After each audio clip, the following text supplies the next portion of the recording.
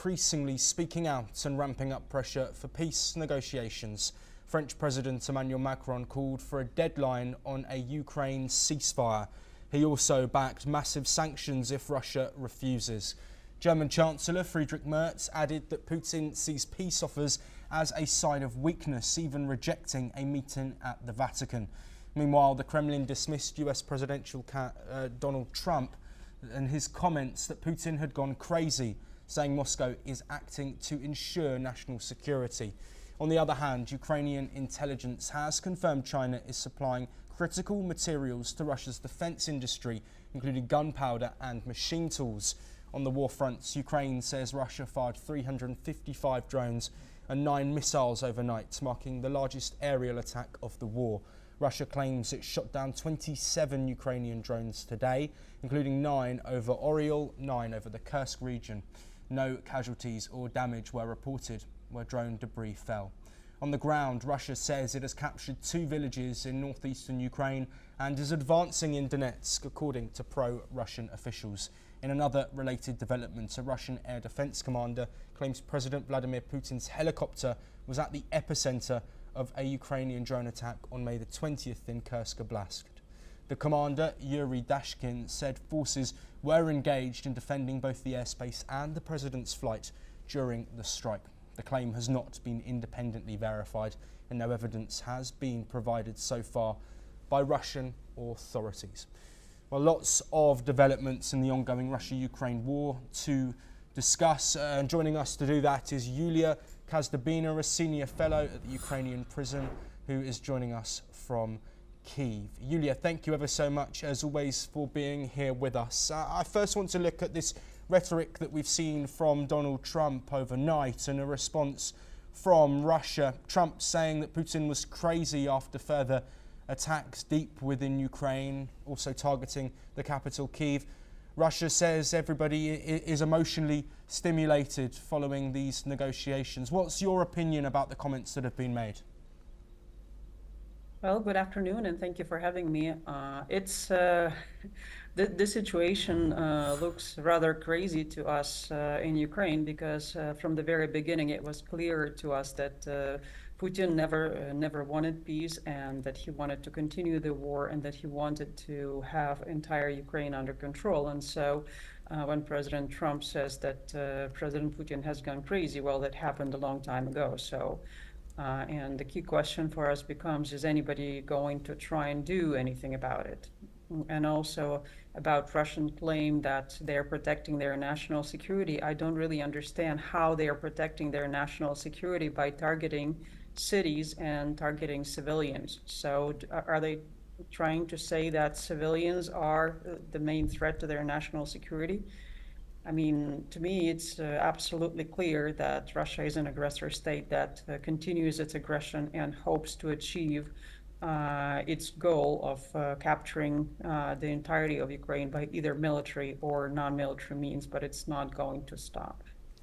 Yes, Yulia, and looking, of course, at some of the developments with further strikes reported from both sides, that is, of course, 3 days of strong strikes on Ukraine, further Ukrainian drones reportedly taken down and out of the air by Russia. What's the feeling currently within Ukraine, given the amount of aerial action that we're seeing from both countries? Well, Ukraine never actually denies that it conducts those strikes, but I think we really need to understand the difference in targets. Ukraine does not try to terrorize Russian population.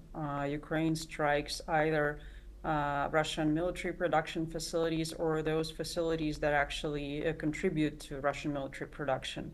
So it's actually something that can be termed as active defense. And actually, when President Trump started talking about negotiations, and we agreed to those negotiations, but analysts inside of Ukraine, those who have been following the war with Russia for a long time, they predicted from the very beginning that once an attempt to reach peace through negotiations is going to be made, Russia was going to escalate because this is what they do. They try not to negotiate from an equal position or position of weakness. They try to negotiate from the position of strength. And so their goal is to break the will, to resist on the part of its opponent or victim in our case. And so Yes. we knew this was going to happen. And it's very sad, it's very difficult, but we know who we're dealing with. Yulia, we are running shorter on time, but a couple more points that I do want to discuss. Firstly, the reports that Russia is continuing its advancements around the Donetsk region, of course, in the east of Ukraine. What's the feeling in Ukraine, given that Russia are reporting further gains? There are some gains, that's true, and that's not something that makes us happy, but we understand that Russia pays dearly for every single meter of Ukrainian land that they gain, and we understand that the front line is far from collapsing. So, and Ukraine is working on innovative solutions to be able to stop or at least to slow down Russian advancement as much as possible. But it's clear that Russia is a huge country, much bigger than Ukraine, with much bigger resources, and it has China on its side, and Ukraine has Western partners who are a lot more hesitant to actually help us than the Chinese or Iranians or North Koreans when it comes to helping Russia. Yes, Yulia, I'm glad you mentioned China there, because this is where I would like to bring an end to our discussion. Ukraine reporting that China has been involved in providing supplies for arms factories and defence infrastructure. China has, throughout this conflict, spoken about being neutral. Do you think that's realistic? And if this evidence and these Ukrainian statements are true, what needs to be done to China, potential sanctions or other, to make sure that they aren't assisting Russia in their war effort? I'm afraid not much can be done in terms of applying pressure to China. I mean, like how do you stop them doing something that is deniable? I think it's the same problem that we had with Russia for a long time, right? That their actions were deniable, and so it was very difficult to deter them or stop them.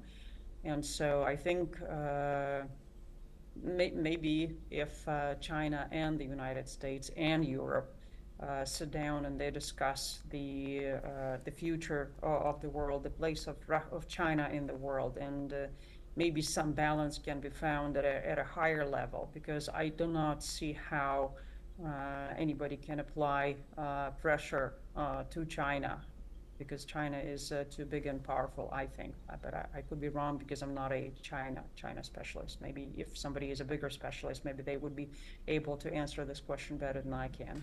Yes, no, Yulia, absolutely. You've provided excellent context and insight there.